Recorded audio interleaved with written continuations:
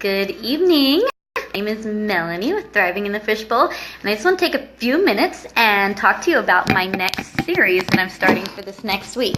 And you probably guessed it yesterday because I asked a question on my Facebook page and said, how many of you, what's your relationship with sleep?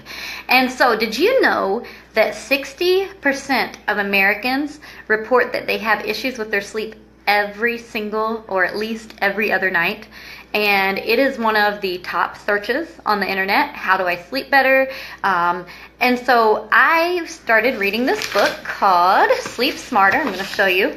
I actually heard a podcast about it when it was coming out last year.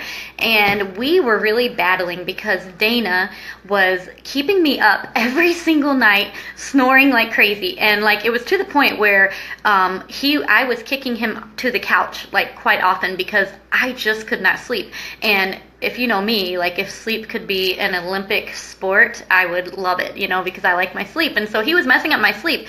And it was just like this whole process. And I was like, what can I do to help him sleep better? Because I need my sleep. And so I heard a podcast and I ordered this book, and it has changed our sleeping. It also helped that he ended up with a sleep apnea machine. But we have learned so many strategies. And so I've decided that my next series next week is going to be on sleep. And it's not going to tell you how many hours you need to sleep. It's going to tell you how to sleep smarter when you do sleep. Because, we live in a world now that it's almost become like a badge of honor. Oh, hey, I'm operating on 3 hours of sleep. Well, you know what? There are benefits to sleep, okay? And some of them, I actually made a list, okay? It affects your ability to lose weight. It will help you age more slowly. That's probably why I look young, because I like sleep. It helps prevent cancer. It increases your performance because, a lot of people are like, oh yeah, I worked, I only slept this many hours and I worked. Well, did you work as smart, as productive as you could if you were working at full capacity with your body? All right. Better skin, better relationships. Your hormones are better in check. Fewer accidents, decreased risk of stroke. There's I could go on and on and on, but you get the point. Okay. And so you might be saying, well, I'd love all those things, but I'm having issues sleeping. I never sleep straight through, and I don't have a baby to blame on it, and so, or blame it on. And so I am going to give you some strategies on how you can sleep smarter with however many hours you have to sleep. I will give you some recommendations. You will be surprised. In this book, he does not give the typical recommendations that that most people say, the 7 to 9 for Americans. So I will share that with you. And I will tell you, a lot of people solve the sleep issue with a sleep aid.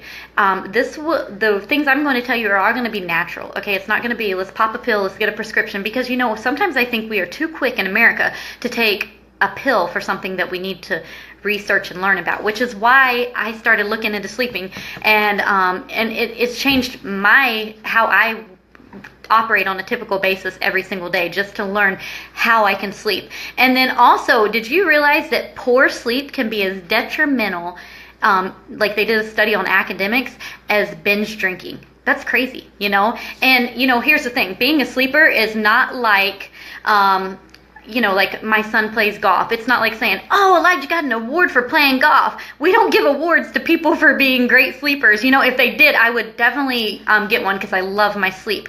Okay? But I'm just going to tell you that there's not one area of your mental, your physical, or your emotional life that's not affected by your sleep. And so we are going to work next week on the quality of your sleep. How can you sleep smarter? Okay? Not sleep longer, not sleep shorter, but when you say that you sleep 11 to 5 every night, how can you make 11 to 5 the best hours that they can possibly be? Okay, what can you do before you wake up?